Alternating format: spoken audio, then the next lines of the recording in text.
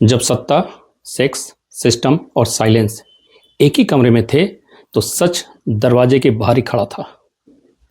नमस्कार दोस्तों, मैं हूं आर सिंह बिसेन और आप देख रहे हैं न्यूज़ पर व्यूज़ विद बिसेन, जहां खबर सिर्फ बताई नहीं जाती है, खबर समझाई भी जाती है और हम खबर की खबर भी लेते हैं। दोस्तों, आज की वीडियो ना सिर्फ जेफरी एपस्टीन पर है, ना सिर्फ एपस्टीन फाइल्स पर है। आज की कहानी है ताकतवर लोगों की उस दुनिया की जहां कैमरे तो लगे थे लेकिन जवाबदेही स्विच ऑफ। तो आइए बात करते हैं एपस्टीन फाइल्स की। एपस्टीन फाइल के हर एक पहलू की आज बात करेंगे। और एक्चुअली एपस्टीन फाइल एक ऐसा मामला है, एक ऐसा स्कैंडल है, सिर्फ स्कैंडल ही नहीं बल्कि सत्ता, पैसा और सिस्टम की असलियत को ये दिखाता है।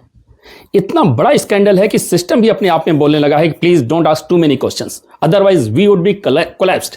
एक डिस्क्लेमर देना जरूरी है, वो डिस्क्लेमर मैं दे देता हूं कि किसी का नाम एपस्टीन फाइल्स में आने का मतलब ये नहीं होता है कि वो अपराध में संलिप्त है या उसका अपराध में होना साबित नहीं होता है। और इसके साथ साथ जो भी नाम मैं लूंगा वह नाम contacts, flight logs, emails, testimonies में जो मेंशन हुए हैं उस आधार पे लूंगा।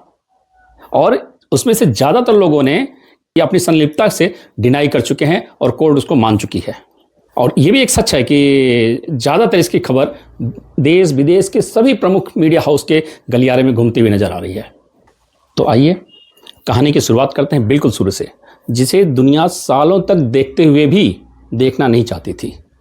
एपस्टीन फाइल्स एक्चुअली जिस एक शख्स के इर्द गिर्द ये पूरी फाइल घूम रही है, उस शख्स का नाम है जेफरी एपस्टीन। 1953 में न्यूयॉर्क में जन्मा जेफरी एपस्टीन किसी बड़े परिवार में पैदा नहीं हुआ था, ना ही इसका कोई रॉयल बैकग्राउंड था।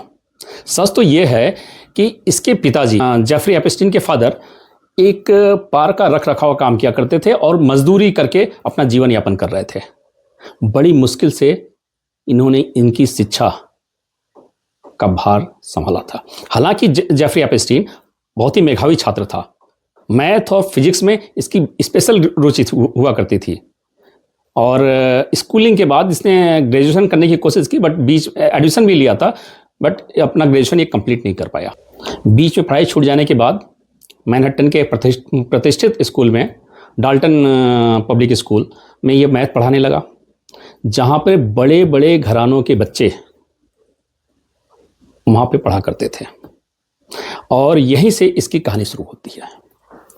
एक्चुअली टीचर्स पेरेंट्स मीटिंग में कई सारे पेरेंट्स, प्रभावशाली पेरेंट्स उनके संपर्क में आया। शेयर मार्केट में अच्छी पकड़ रखने वाला जेफरी एपस्टीन धीरे धीरे कुछ धन्ना सेठ पेरेंट्स के अकाउंट्स भी हैंडल करने लगा। सॉरी। और स्कूल को जब इस बात की खबर लगी, स्कूल को जब ये बात पता चली, तो उसे उन्होंने अनैतिक मानते हुए 1976 में जेफरी एपस्टीन को स्कूल से बर्खास्त कर दिया गया। स्कूल से निकाले जाने के बाद, चूंकि बैंकिंग और मतलब फाइनेंस में उसकी अच्छी पकड़ थी, शेयर मार्केट के बारे में अच्छी नॉलेज रखता था, तो उसने बैंकिंग और वित्त क्षेत्र में प्रवेश किया। और 1982 में अपनी खुद की फाइनेंस कंसल्टेंसी शुरू करने से पहले जेफरी बेयर स्टन्स, एक बैंक था जो अब बंद हो चुका है, उसमें अलग अलग पोजीशन पे काम किया। और यहीं से एपस्टीन जो है कई बड़े लोगों के संपर्क में आया, जैसे राष्ट्रपति bill Clinton, former president of USA, real estate कारोबारी डोनाल्ड ट्रंप, प्रेजेंट प्रेसिडेंट, कई सारे फिल्मी सितारों, वैज्ञानिकों, बहुत सारी मशहूर हस्तियों के संपर्क में। सामाजिक रूप से लोगों के साथ इसका मिलना जुलना, उठना बैठना शुरू हो गया। 2000 में एपस्टीन ने जेफरी एपस्टीन फाउंडेशन की स्थापना की, जिसका उद्देश्य था अत्याधुनिक विज्ञान और विज्ञान शिक्षा का समर्थन करना। जेफरी ने हार्वर्ड यूनिवर्सिटी को एटॉमिक बायो डिपार्टमेंट में विकास कार्यक्रमों के लिए लाखों डॉलर के डोनेशन भी दिए। इसके साथ ही कई सारे वैज्ञानिक और अन्य शिक्षण संस्थानों को भी इसने सहायता प्रदान की। और यहीं से वो कई सारे साइंटिस्ट के संपर्क में भी आया। ये तो जेफरी का एक चेहरा है। दूसरी तरफ एपस्टीन की एक अलग दुनिया भी थी।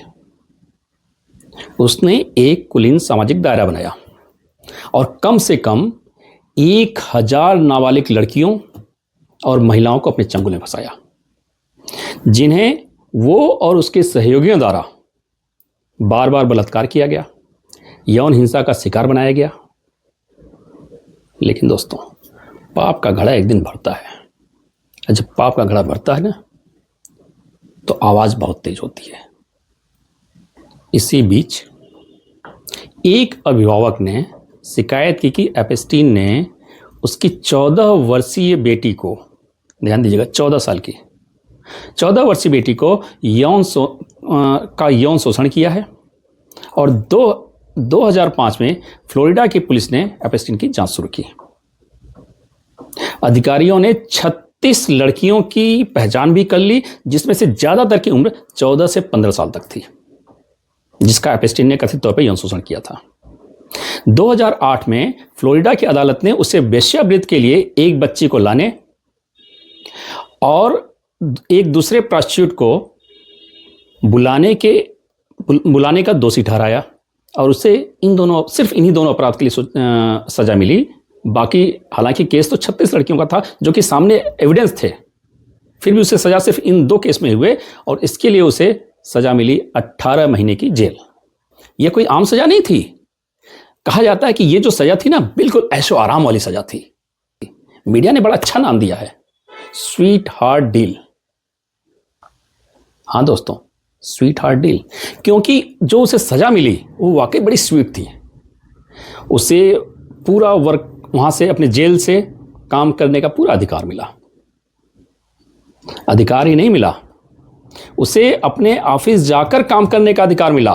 वो ऑफिस जा सकता था और कितने घंटे, 12, हर दिन 12 घंटे उसे अपने ऑफिस जाने की छूट थी, हफ्ते में 6 दिन।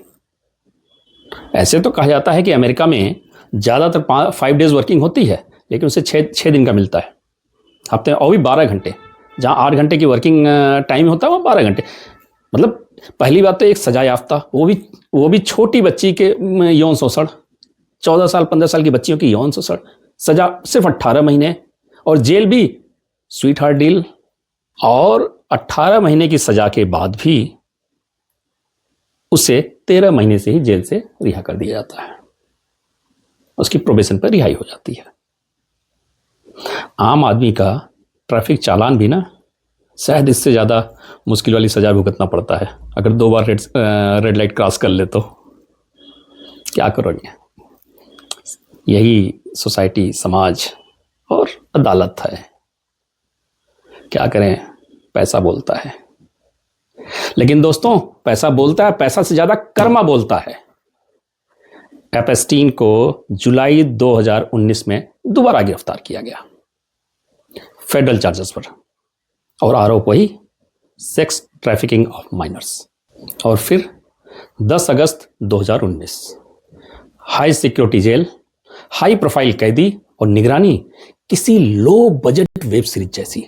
सच में खबर आती है कि जेफरी एपस्टीन ने सुसाइड कर लिया, और इस केस में जो 2 स्पेशल गार्ड वहां तैनात थे उनको नींद आ गई थी, वो सो गए थे।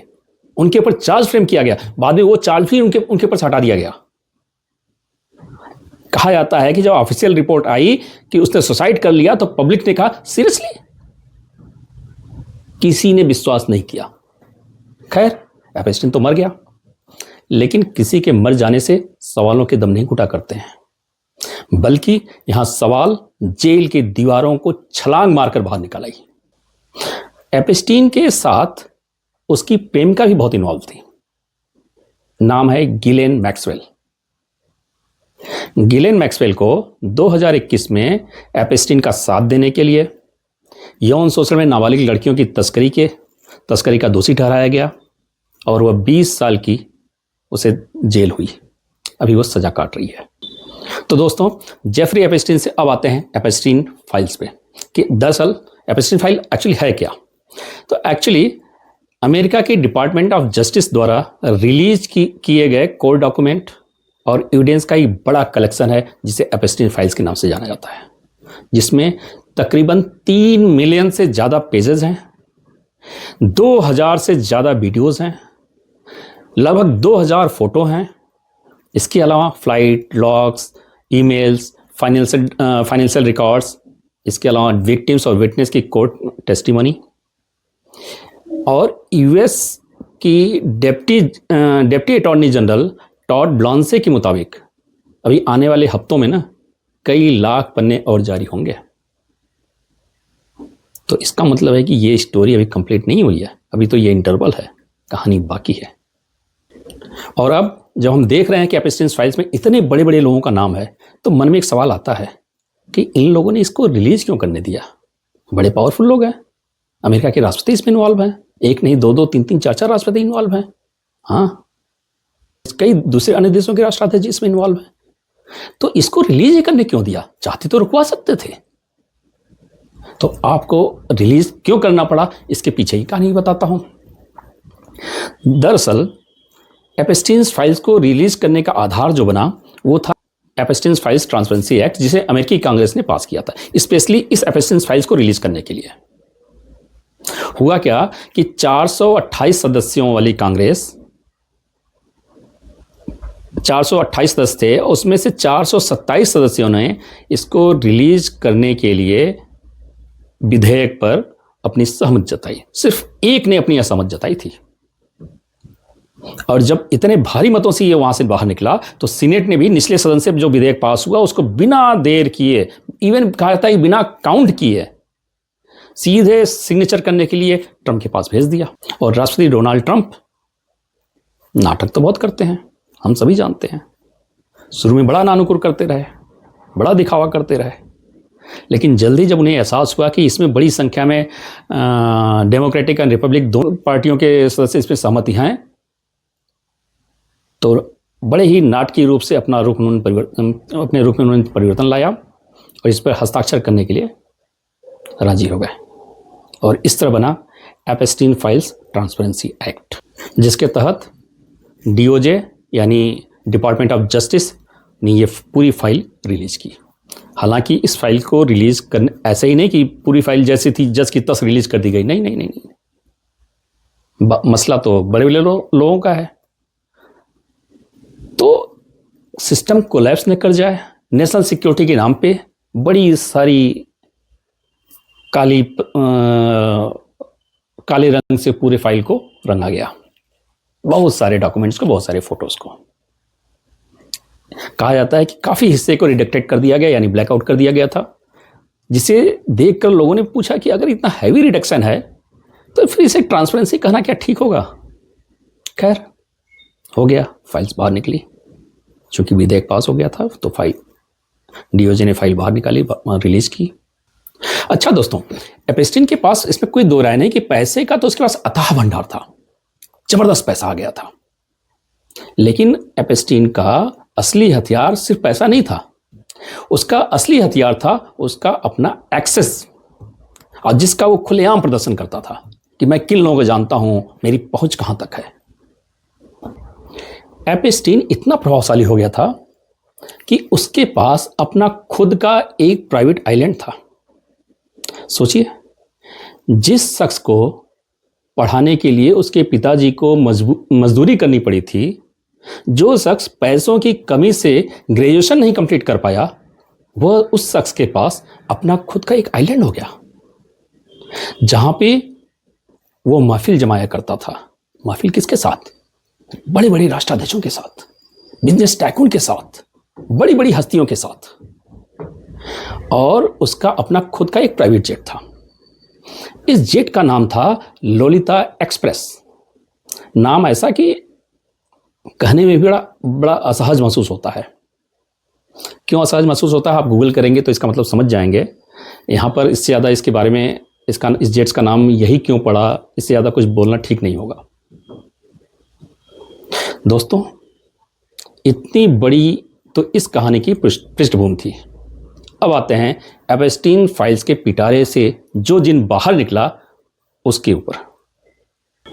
तो अब नामों की बात करते हैं कि इस फाइल्स में क्या क्या रहस्य था जो सामने हम लोगों के सामने आ रहा है। और मैं सब कुछ बिल्कुल फैक्ट के बेस पे बताऊंगा, ऐसा कोई सेंसलाइजेशन नहीं करूंगा। जो फैक्ट बाहर निकला है उस बेस पे से बात करूंगा।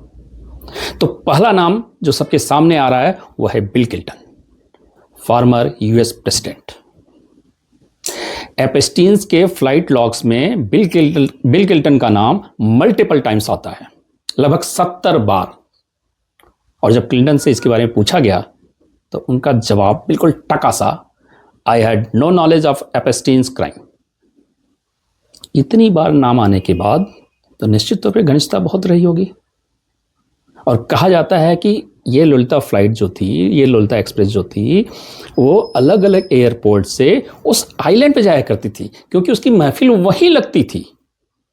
एक बार कोई भी उस आइलैंड पे पहुंच गया तो बिना एपस्टीन के मर्जी के उस आइलैंड से बाहर नहीं निकल सकता था, क्योंकि वहां आने जाने के लिए एक ही साधन था, और वो थी उसकी जेट फ्लाइट ललिता एक्सप्रेस। और इतनी घनिष्ठता होने के बाद भी जब बिल क्लिंटन ने किसी भी तरीके के क्राइम से अनजान दिखाया तो लोगों ने एक बात बहुत क्लियर बोली कि सर गजब की फ्रेंडशिप है। बात दिमाग में आएगी कि सर गजब की फ्रेंडशिप है आपकी, और ऐसी फ्रेंडशिप जिसमें आप अपने फ्रेंड के बारे में कुछ भी नहीं जानते। और बिल क्लिंटन के बाद दूसरा शख्स जो सबसे ज्यादा चर्चा में है इस एपस्टीन्स फाइल्स के कारण, वह है डोनाल्ड ट्रंप। अदालत के दस्तावेजों और अमेरिकी न्याय विभाग द्वारा जारी फाइलों के मुताबिक एपस्टीन ने कथित तौर पर डोनाल्ड ट्रंप की मुलाकात एक 14 साल की लड़की नहीं कहूंगा, बच्ची कहूंगा, 14 साल की बच्ची से कराई थी। यह मुलाकात 1990 के दशक में फ्लोरिडा के मारा-लागो रिसॉर्ट्स में कराई गई थी। कहा जा रहा है कि वीडियो वहीं की है। इस वीडियो में साफ साफ दिखता है कि एपस्टीन ने ट्रंप को कोहनी मार के पूछता है, उस लड़की को इशारा करते हुए पूछता है कि क्यों, अच्छी है ना? और ट्रंप ने भी हंसते हुए हाँ में सिर हिलाया है। ये लोग राष्ट्रपति, राष्ट्राध्यक्ष हैं। लड़कियों के लिए, महिलाओं के लिए कई सारे अच्छे काम करने का दावा करते हैं, उनके लिए न्याय बनाने का काम करते हैं, और इतनी घृणित कार्य, इतनी घटिया मानसिकता बताते हुए शर्म आ रही है।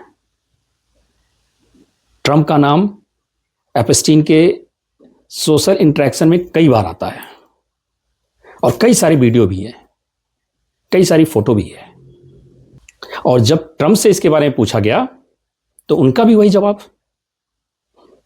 कि मैंने बहुत पहले इससे दूरी बना ली थी, मुझे लग गया था कि ये जो है इंसान साइको टाइप है, और इससे उन्होंने दूरी बना ली बहुत पहले। ये भी सही है, पॉलिटिक्स में फ्रेंडशिप की भी एक्सपायरी डेट हो सकती है, मान लिया, आपने कहा और हमने मान लिया।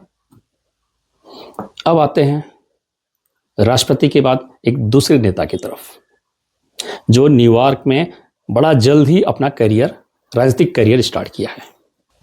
मैं बात कर रहा हूं न्यूयॉर्क में नए मेयर बने ममदानी की। ममदानी भी एपस्टीन फाइल से अछूते नहीं रहे।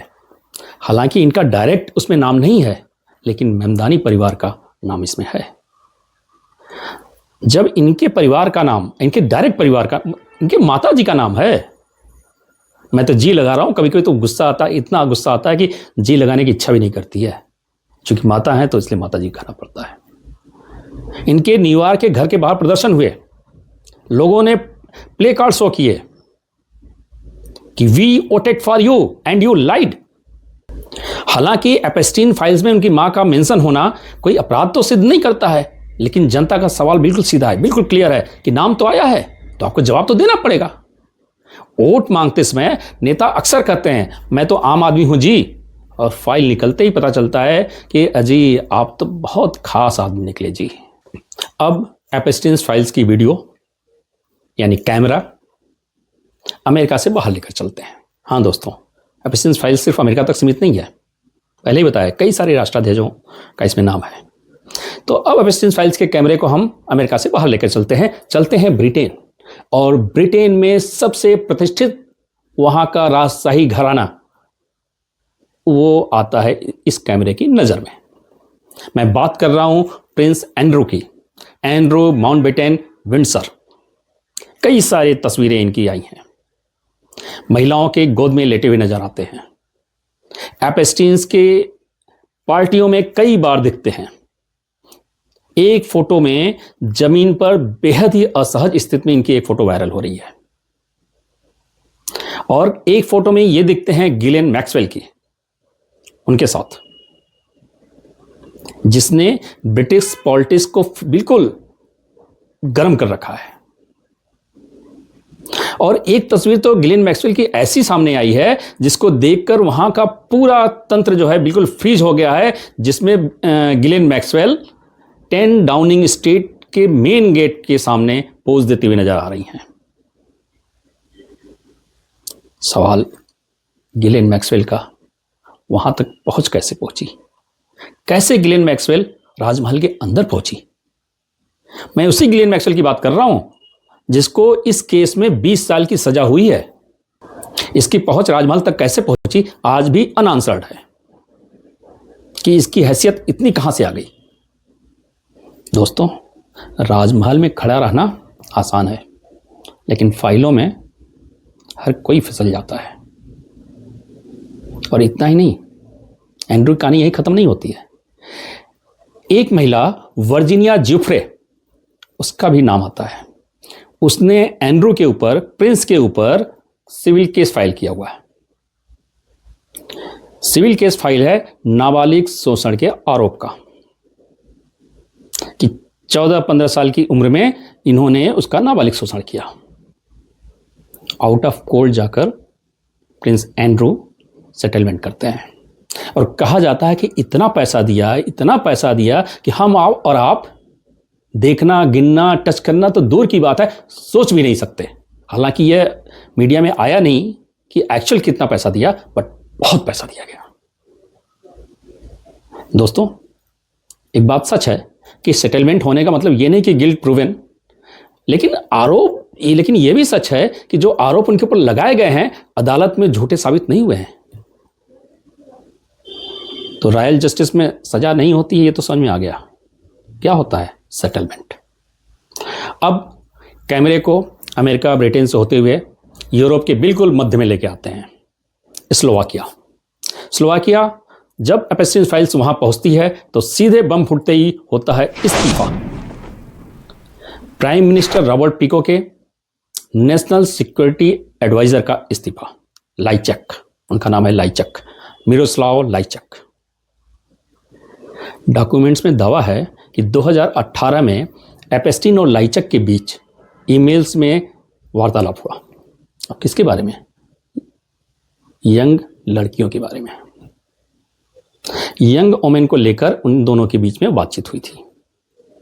लेकिन एज यूजुअल, जैसे बाकी सबने किया वैसे ही लाइचक ने भी किया। उन्होंने अपराध में इन्वॉल्व होने से साफ साफ इनकार कर दिया और कहा कि ये सारी बातचीत हल्के फुल्के, कैजुअल और गैर आपराधिक प्रवृत्ति की हैं।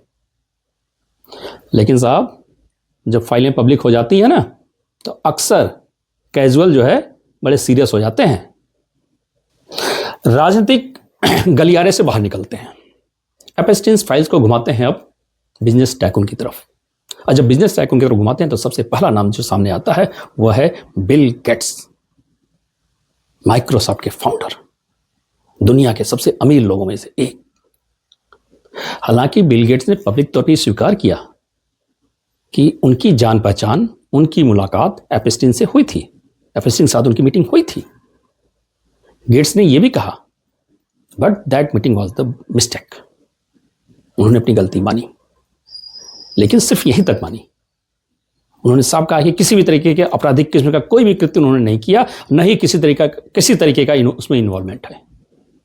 चलो, मान लिया, टेक वर्ड में बग फिक्स हो जाते हैं, और आपने तो अच्छे से फिक्स कर लिया। और इतना ही नहीं, एक और बड़े नाम का इसमें इन्वॉल्वमेंट है। मैं बिजनेस टाइकून की बात कर रहा हूं। नाम है एलन मस्क, जिन्होंने कहा था इस फाइल के बारे में कि अगर ये फाइल खुल गई तो डोनाल्ड ट्रंप की कुर्सी भी जा सकती है। जब दोनों के बीच दुश्मनी हुई थी तो उनका भी नाम है इसमें। मेल्स में उनके भी नाम की जिक्र है। उसके अलावा और भी कई बड़े चर्चित नाम हैं। माइकल जैक्सन, इतना ही नहीं, स्टीफन हॉकिंस, हां, द ग्रेट साइंटिस्ट, नोबेल पुरस्कार विजेता स्टीफन हॉकिंस का भी नाम इसमें आता है। उनकी तो फोटो भी वायरल हो रही है। मैं इस पर हालांकि श्योर नहीं हूं कि वो फोटो स्टीफन फाइल्स से बाहर निकली है या एआई जनरेटेड है, लेकिन उनका नाम है। एक्चुअली एक बात यहां पे और भी क्लियर कर दूं कि कई बार तो ऐसा भी लगता है कि एपस्टीन का खेल का ये तरीका था कि कई सारे नाम जोड़ो, खुद को बीच में रखो और पावर बेचो। हो सकता है, इस बात से इनकार नहीं किया जा सकता है। और एपस्टीन फाइल्स यही नहीं रुकती है, ये पूरी दुनिया में, अफ्रीका में भी कई सारे लोगों का नाम आता है, और अफ्रीका ही नहीं, अपने देश तक इस कैमरे का फोकस आता है। एपस्टीन फाइल्स की गंध हमारे देश तक आती है और नाम आता है हमारे प्रधानमंत्री मोदी का। एक्चुअली कांग्रेस प्रवक्ता ने एक्स पर एक पोस्ट डाला है जिसमें उन्होंने एपस्टीन के हवाले से एक ईमेल का हवाला देते हुए कहा है कि इसमें प्रधानमंत्री का भी नाम है। एक्चुअली मेल में एपस्टीन ने प्रधानमंत्री मोदी का नाम लेते हुए एक मेल लिखा हुआ किसी थर्ड पर्सन को। मैं आपको बताता हूं कि वो मेल क्या है, एग्जैक्टली वो मेल पढ़ता हूं, मैंने निकाल के रखा हुआ है। मेल में लिखा हुआ कि the Indian prime minister Modi took advice and danced and sang in Israel for the benefit of the US president. They had met a few weeks ago. It worked.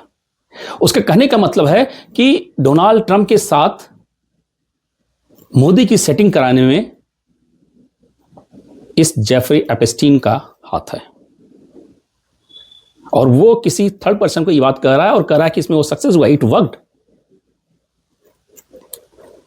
तो ये उसका मोडस ऑपरेंडी हो सकता है कि एक मेल में किसी दूसरे शख्स का, किसी चर्चित शख्स का नाम डालकर अपनी पहुंच को इन्फ्लेट करना, ये हो सकता है, इस बात से इनकार नहीं किया जा सकता। हालांकि मोदी का उसमें इन्वॉल्वमेंट है या नहीं है, उसके मेल से ये नहीं पता चलता है, और इस बात को इंडियन गवर्नमेंट भी पूरी तरह से खारिज कर चुकी है। भारत से सिर्फ मोदी का ही नहीं, एक और पॉलिटिशियन पुरी साहब का भी नाम है, ऐसे ही मेल के थ्रू ही में उनका नाम आया है, और अनिल अंबानी का कई जगह नाम आया हुआ है। हाँ, मैं उसी अंबानी बात कर रहा हूँ, रिलायंस के अनिल अंबानी, मुकेश अंबानी के छोटे भाई अनिल अंबानी। एक्चुअली यह सब देखकर यह भी लगता है कि एपस्टीन, जेफरी एपस्टीन अपने आप को गूगल मैप से कम नहीं समझता था। वो सोचता था, उसके समझ ये थे कि दुनिया का हर रास्ता उसके थ्रू होकर जाता है। इतना सब कुछ हो जाने के बाद भी अदालत ने एक भी शख्स को गिल्टी नहीं माना। मैं बड़े लोगों की बात कर रहा हूं। गिल्टी सिर्फ एक वही हुई है, उसकी प्रेमिका गिलेन मैक्सवेल। उसे देखकर ही मन में आता है कि हमारा और आपका पासपोर्ट वो सिर्फ एयरपोर्ट पे चलता है, वीआईपी का पासपोर्ट ना अदालत के चौखट पर भी चलता है। वैसे तो कानून अंधा होता है, फिर भी वीआईपी पास पहचानने की ब्रेल लिपि कानून जानता है। ब्रेल लिपि उसे कहते हैं जो अंधे लोग, जिनको दिखाई नहीं देता, वो टच करके जो पढ़ने की उनकी पद्धति है। कानून जानता है वो तरीका ही पासपोर्ट कैसे पढ़ा जाता है, पट्टी बांध के भी पढ़ लेता है। एपस्टीन फाइल्स हमें ये नहीं बताती कि दोषी कौन है, लेकिन ये जरूर बताती है कि सत्ता जवाबदेह नहीं है। ट्रांसपेरेंसी बड़ी मजबूरी से बाहर आती है, और सच अक्सर बहुत देर से। दोस्तों, अगर मेरा यह एनालिसिस आज आपको असहज कर दिया हो, अनकंफर्टेबल कर दिया हो, तो समझिए हमने सही सवाल पूछा है। अगर सवाल पूछना बंद हो गया तो अगला एपस्टीन बस समय की बात है। आज जेफरी एपस्टीन की फाइल बाहर निकली है, कल किसी और एपस्टीन की फाइल बाहर निकल सकती है। जेफरी की जगह कैप्री हो सकता है, टर्फी भी हो सकता है, मेरा मतलब कोई भी हो सकता है। इसी के साथ एपस्टीन फाइल्स पर आज का विश्लेषण यही समाप्त करते हैं। धन्यवाद दोस्तों। लाइक, सब्सक्राइब, फॉरवर्ड और शेयर करना न भूलें। फिर मिलेंगे किसी अन्य टॉपिक पर एक नए विश्लेषण के साथ इसी चैनल पर। नाम है न्यूज़ पर व्यूज़ विद बिशेन। नमस्कार।